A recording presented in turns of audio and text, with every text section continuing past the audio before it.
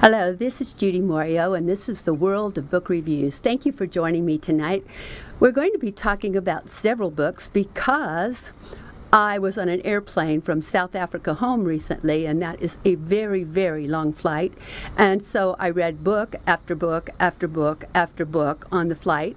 And I just want to share some of them with you because some of them turned out to be really exceptional books. And one of my favorites was a book by Michael Hyatt and Dan, and I believe his name is pronounced Harkavy, and it's called Living Forward. Can you see that book okay? Whoops. All right. How's that? Okay. It's called Living Forward. And what I like about this book, it says it's a proven plan to stop drifting and get the life you want. Well, you know, I've written a book very similar to this, but what's interesting about this book is while it talks about time management, it talks about setting goals, it talks about discipline, it talks about some other things too. It talks about breaking free of limiting beliefs. You know, so many of us have beliefs about ourselves that say things like, I can't do it, or I don't have the proper education, or I don't have the right training. And so it talks about how to actually get rid of and break free from those limiting beliefs. It talks about tapping into your deeper desires, tapping into what you really, really want. And what I really liked about this book was that it gave you actual exercises for you to do it. It not only told you what you need to do, it showed you how you need to do it. And it talked about standing in the realm of possibility. And I love that because when you stand in the realm of possibility and you're doing possibility thinking, it means that you're being positive and you're being creative and you're thinking of all the things that you can do in order to make your life work. And this book is really good about making your life work. One of the things that starts out with that I really liked is it talks about your legacy. How are you going to be remembered? And for those of you who've been through my classes and who've been in my online programs, you know that when I was 16, my dad made me write my actual what was going to go on my tombstone. He set me down one day because I was throwing a fit about my hair and throwing hairbrushes.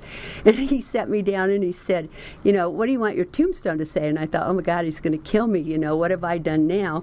And he said, no, I want you to write down what you want your tombstone to say because that'll be like your North Star. If you know how you want to be remembered, you will always, always have a North Star. It'll give you a way of knowing where you're going to go and what direction. And this book actually addresses that, and it talks about leaving a legacy. And it says that when you leave a legacy, what you're leaving is the legacy is like the sum totals of beliefs that you embrace, and it's about the values you live by, and it's about the love you express to other people and the service that you render to others. And so what this book is really saying is your life really matters, and you're here for a reason, and it's your job to find out what that reason is and how you can go about doing it.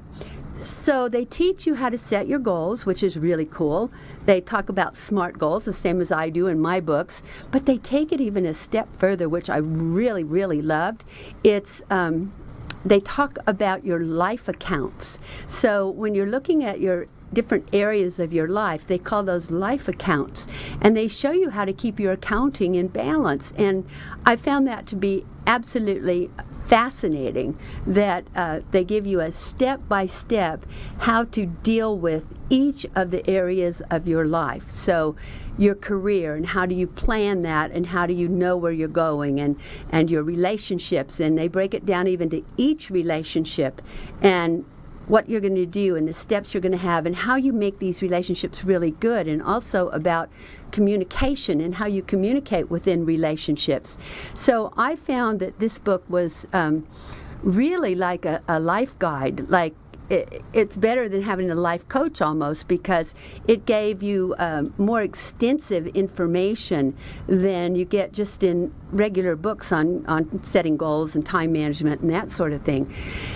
I think what I really liked about it was it had you start out by working out what your ideal week is like. You know, each week you have to imagine what your ideal week would be like, and then you plan your ideal week, and you give each day of the week a theme for the day, and you kind of work toward that particular theme for that day.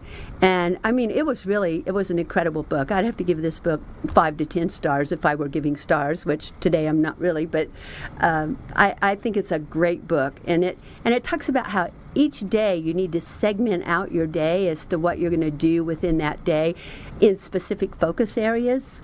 And so it's actually helping you to have a plan for how you're going to live your life. And I think that's why the title is called Living Forward, because it's talking about how do you plan forward in order to be successful and make it work. So I highly recommend this book by Michael Hyatt and Daniel Harkavy. It's on the New York Times bestseller list right now, and I recommend you run out to a bookstore and get it because it's fabulous. I loved it.